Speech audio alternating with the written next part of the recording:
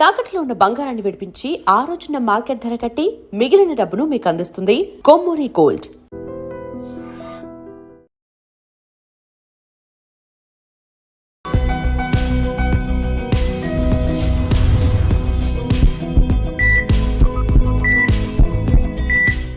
Welcome to Healthy Conversation with iDream. Na peru Lumbini. Today we have surgical gastroenterologist Dr. Sriman Narayan Garu from Yashoda Hospitals.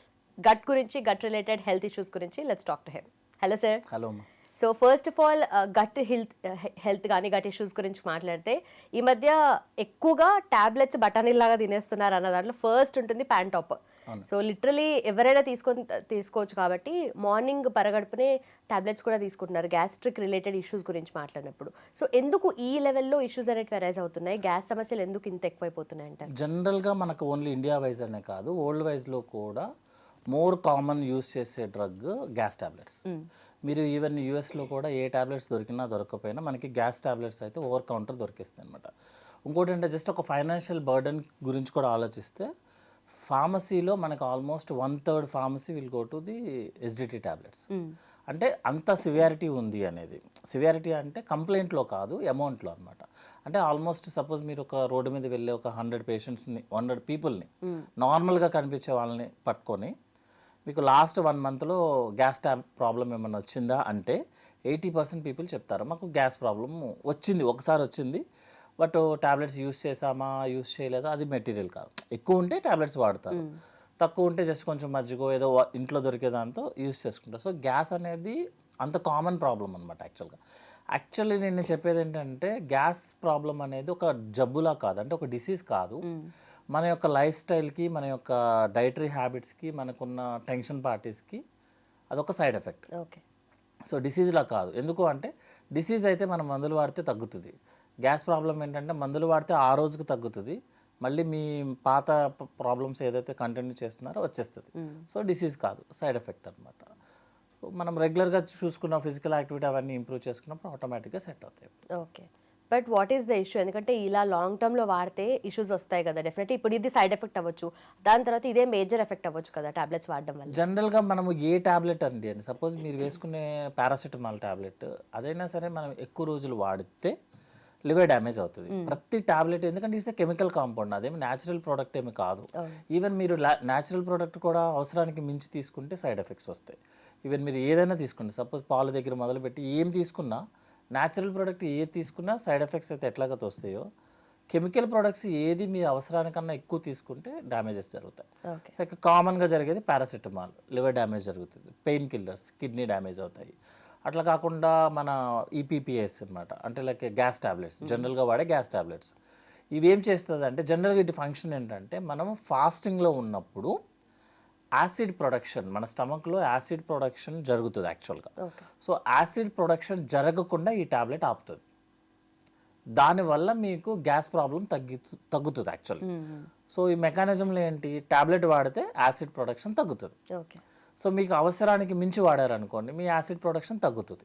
Acid ఎందుకు కావాలి అసలు? స్టమక్లో acid ఉండాలా, acid ఉంటేనే మనకి digestion అవుతుంది. Okay. మీరు రోజు కంటిన్యూస్గా వాడుతూ కూర్చున్నారు అనుకుందాం, యాసిడ్ ప్రొడక్షన్ జరగదు, డైజెషన్ ఆగిపోతుంది. మీరు డైజెషన్ ఆగిపోతే మీరేమనుకుంటారు, లోపల గ్యాస్ ఉందేమో అనుకుని గ్యాస్ టాబ్లెట్ వాడతారు, యాసిడ్ ప్రొడక్షన్ జరగదు, టాబ్లెట్ ఆగిపోతుంది. ఇంకోటి ఏంటంటే కామన్గా ఫార్మసీ వాళ్ళు కూడా ప్రిస్క్రిప్షన్ లేకుండా ఇచ్చే ఏకైక టాబ్లెట్ గ్యాస్ టాబ్లెట్. ఇక్కడే కాదు, ప్రపంచంలో ఎక్కడైనా సరే గ్యాస్ టాబ్లెట్ చాలా ఈజీగా, గ్యాస్ టాబ్లెట్ ఒకటి, మోషన్ టాబ్లెట్స్ ఒకటి, జనరల్గా కౌంటర్ మెడికేషన్ దొరికింది. సో అబ్యూజ్ అయిపోతుంది అనమాట. సపోజ్ ఇప్పుడు నేను గ్యాస్ టాబ్లెట్ ఎక్కువ రోజులు వాడాను అనుకుందాం, జనరల్గా చెప్తాను, రూల్ ప్రకారం అయితే 3 years పాటు ఎవ్రీడే మార్నింగ్ ఈవినింగ్ వాడితే సైడ్ ఎఫెక్ట్స్ స్టార్ట్ అవుతాయి, యాక్చువల్ సైడ్ ఎఫెక్ట్స్. ఓకే. మనకి ఇప్పుడు స్టమక్లో యాసిడ్ ఉందనుకోండి, మనకి అప్పుడప్పుడు పొలమారుతుంది, జనరల్గా ఎవరికైనా పొలమారుతుంది కదా, అప్పుడు ఆ వాటర్ జ్యూసెస్ ఏదైతే ఉందో లంగ్లోకి ఎంటర్ అవుతాయి జనరల్గా. సపోజ్ యాసిడ్ ప్రొడక్షన్ లేదనుకోండి, ఆ స్టమక్ జ్యూస్లో ఇన్ఫెక్షన్ ఉంటుంది, లైక్ ఫంగల్ అనమాట. సో వాళ్ళకి యాస్పిరేషన్ న్యూమోనియా అని ఒక కండిషన్ వస్తుంది. అంటే డైరెక్ట్గా మనం క్యాన్సర్ అని చెప్తే జనాలు భయపడతారు యాక్చువల్గా. ఒకటేమో ఇండైజెషన్, అంటే డైజెషన్ సరిగా అవ్వదు మీరు గ్యాస్ టాబ్లెట్స్ ఎక్కువ వాడితే. రెండోది ఏంటంటే అప్పుడప్పుడు పొలమారేది మనకి కాంప్లికేషన్స్ కింద మారుతుంది. జనరల్గా అప్పుడప్పుడు పొలమారుతుంది, దగ్గు వస్తుంది, మన వాటర్ తాగితే తగ్గిపోతుంది. ఈ ఎవరైతే గ్యాస్ టాబ్లెట్స్ ఎక్కువ రోజులు వాడతారో వాళ్ళకి పొలమారితే ప్రాబ్లం ఏంటంటే వాళ్ళకి లంగ్లో న్యూమోనియా వస్తుంది. అది కూడా డేంజరస్ ఫంగల్ న్యూమోనియా. ఓకే. మూడోది ఏంటంటే ఇంకా ఎక్కువ రోజులు వాడితే వాళ్ళకి జనరల్గా క్యాన్సర్ వచ్చే ఛాన్సెస్ ఉంటుంది స్టమక్లో. అంటే రెగ్యులర్ క్యాన్సర్స్ వస్తాయి, అప్పుడప్పుడు లింఫోమాస్ కూడా, న్యూరో ఎండోక్రైన్ ట్యూమర్స్ కూడా వస్తాయి. ఎందుకంటే మీరు గ్యాస్ ప్రొడక్షన్ ఆపుతున్నారు, బాడీ ఏం చేస్తుంది, గ్యాస్ ప్రొడక్షన్ ఇంక్రీజ్ చేయడానికి ట్రై చేస్తుంది. అదేంటి ఒక సెల్ మీద యాక్టివేట్ అవుతుంది అన్నమాట, దాన్ని గ్యాస్ట్రిన్ అంటారు యాక్చువల్లీ. సో మనమేమో తగ్గిద్దామని ట్రై చేస్తాము, బాడీ అలా కంట్రోల్లో ఉండదు కాబట్టి అది పెంచుదామని ట్రై చేస్తుంది. సో ఈ ఫైటింగ్లో క్యాన్సర్స్ డెవలప్ అవుతాయి. సో రేరెస్ట్ పాసిబిలిటీ క్యాన్సర్స్ అనమాట. కానీ చాలాసార్లు ఏంటంటే మనం ఏదైతే ఎస్డిడి టాబ్లెట్స్ తీసుకుంటున్నామో వాటి వల్ల మనకి మెగ్నీషియం లెవెల్స్ డౌన్ అవుతాయి. యాక్చువల్గా మెగ్నీషియం లెవెల్ డౌన్ అయితే హార్ట్ ఇష్యూస్ వచ్చే ఛాన్సెస్, హార్ట్ అటాక్స్, స్ట్రోక్స్ వచ్చే ఛాన్సెస్ ఉంటాయి. సెకండ్ థింగ్ ఏంటంటే ఈ పీపీఎస్ ఏదైతే ఉన్నాయో వాటి వల్ల నైట్రిక్ ఆక్సైడ్ అనే ఒక కాంపౌండ్ మన బాడీలో తగ్గుతుంది. అది ఆ ఫంక్షన్ ఏంటంటే మనకి హార్ట్ ప్రాబ్లమ్స్ రాకుండా, హార్ట్ అటాక్స్ రాకుండా చూస్తుంది. సో మీరు గ్యాస్ట్రిక్ టాబ్లెట్ వాడటం వల్ల గ్యాస్ట్రిక్లోనే కాదు సమస్యలన్నీ హార్ట్ మీద కూడా వస్తుంది అనమాట. ఓరల్ హెల్త్ మీద ఎఫెక్ట్ చేస్తుంది. మీరు ఈ మధ్యలో ఏ హార్ట్ టాబ్లెట్లు, thyroid tablets, BP tablets use చేసుకుంటున్నారు అనుకోండి, ఆ టాబ్లెట్లు అబ్జార్ప్షన్ అవ్వకుండా ఈ టాబ్లెట్స్ ఆపుతాయి అన్నమాట. సో దాని ఎఫెక్ట్ ఉండదు. దాని ఎఫెక్ట్ ఎందుకంటే లోపల యాసిడ్ ఉంటేనే ఆ టాబ్లెట్ వస్తుంది యాక్చువల్గా. ఎందుకంటే ఆ టాబ్లెట్ ఒక టాబ్లెట్ ఏదైనా అనుకోండి, అది ప్రిపేర్ చేసేటప్పుడే ఆ టాబ్లెట్ ఏ పీహెచ్ లెవెల్లో పనిచేయాలని ఫిక్స్ ఉంటుంది. అంటే అది మనకి సెలైవాలో పనిచేయాలా, స్టమక్ జ్యూస్లో పనిచేయాలా, లివర్లో పనిచేయాలా, ఇంటెస్టైన్లో పనిచేయాలా, కోలన్లో, అది ఫిక్స్డ్ ఉంటుంది. ఇప్పుడు సపోజ్ మీరు టాబ్లెట్స్ వాడారు, acidity tablets, acid levels down అయిపోయాయి, అది స్టమక్లో పనిచేయదు. మీరు టాబ్లెట్స్ వేసుకున్నా కూడా పనిచేయదు అనమాట. సో ఈ ఇంట్రాక్షన్స్ కూడా ఎక్కువైపోతూ ఉంటుంది అనమాట. దానివల్ల ఏంటంటే జనరల్గా మేమేం చెప్తామంటే, మీకు ఏదైతే కంప్లైంట్ ఉందో మీ కంప్లైంట్కి మీరు టాబ్లెట్స్ వేసుకున్నారు, డైట్ అడ్జస్ట్ చేసుకున్నారు, ఫిజికల్ యాక్టివిటీ పెంచుకున్నారు, స్ట్రెస్ లెవెల్స్ తగ్గించారు, అది కుదరదు యాక్చువల్లీ, తగ్గించుకున్నారు. ఇప్పుడు ఒక 5 to 6 days, maximum 7 days use చేయండి అని చెప్తాం. మీ కంప్లైంట్ తగ్గిపోయిన తర్వాత as early as possible tablets ఆపేయండి.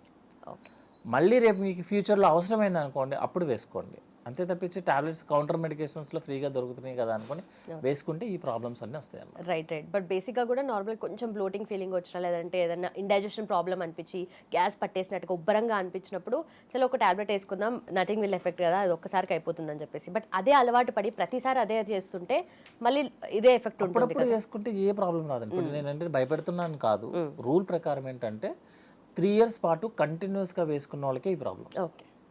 అప్పుడప్పుడు వేసుకున్న వాళ్ళకి ఎప్పుడు ప్రాబ్లం రాదు. బట్ జనరల్గా ఏంటంటే మనము 70 years లైఫ్ స్పాన్ అనుకోండి, జనరల్గా అప్పుడప్పుడు వేసుకున్నా ఎక్కువే అవుతుంది. సో మ్యాక్సిమం ఏంటంటే రాకుండా చూస్తాము. ఒకవేళ వస్తే అప్పటి వరకు ఎప్పుడైతే మీకు ప్రాబ్లం ఉందో అప్పటి వరకు సెట్ చేసుకొని ఆపేస్తాం. రైట్. మళ్ళీ అవసరమైనప్పుడు మళ్ళీ వాడుకోవచ్చు. ఓకే. సో దీంట్లో కూడా డూస్ అండ్ డోన్స్ ఉంటాయి కదా, ఎంత చిన్న ప్రాబ్లం అరైజ్ అయినప్పుడు వేసుకోవచ్చు, అంటే అది కొంచెం పెద్దగా అయితే వేసుకోవచ్చు, అంటే ఎప్పుడు వేసుకోవచ్చు, అండ్ ఏ సిమ్టమ్స్ ఉన్నప్పుడు వేసుకోవచ్చు, లేదంటే అసలు ఎప్పుడు వేసుకోవద్దు? జనరల్గా ఏంటంటే సపోజ్ నాకు ఇండైజెషన్ ప్రాబ్లం ఉంది, కొంచెం బ్లోటింగ్లో ఉందనుకోండి, మన ఇంట్లో దొరికేటువంటి ఏదైతే పాలు కానీ, పెరుగు, మజ్జిగ, అయితే కొబ్బరి నీళ్ళు, జ్యూసెస్ అవి తీసుకొని కొంతమంది ఐస్ క్రీమ్ తీసుకున్నా కూడా సెట్ అవుతుంది అంటారు. యాక్చువల్గా పెరుగుతుంది బట్ టెంపరీగా. కొంతమంది అప్పుడప్పుడు ఒక సోడా తీసుకొని మేనేజ్ చేస్తారు, యాక్చువల్లీ అది సరిపోతుంది. జీరా సోడా కానీ రెగ్యులర్ సోడాస్ కానీ ఒక్కసారి తీసుకుని మేనేజ్ చేస్తారు. సోడా తాగితే ప్రాబ్లమ్స్ వస్తాయని చెప్పడం అనేది రాంగ్ యాక్చువల్గా. ఒక్కసారికి దట్స్ ఓకే, కంటిన్యూస్ చేయడమే ప్రాబ్లం యాక్చువల్గా. అట్లా కాదు, మీకు అది తీసుకున్న తర్వాత కూడా లేదు, ఇంకా బ్లోటింగ్ ఉంది, బాగా టైట్ ఉంది, అన్ఈజీనెస్ ఉంది, then you can use for 5 days. తప్పేం లేదు అందులో యాక్చువల్గా. అట్లా కాదు, ఇంకా బాగా పెరుగుతుంది, వామిటింగ్స్ వస్తున్నాయి, ఏం తినడానికి లేదు, అప్పుడు ఇంజెక్షన్స్ తీసుకోవాలి. సో మన సివియారిటీని బట్టి తప్ప మనకి నేను వేసుకుంటాను, నాకు ఈజీగా అవైలబిలిటీ ఉంటుందని చెప్పడం కరెక్ట్ కాదు. చాలాసార్లు ఏమవుతుందంటే గ్యాస్ టాబ్లెట్ వేసుకునే బదులు, టాబ్లెట్స్ బదులు సిరప్స్ యూస్ చేయమని చెప్తాం. సిరప్ యూస్ చేస్తే ఏంటంటే ఓన్లీ లేయర్లోనే పనిచేస్తుంది.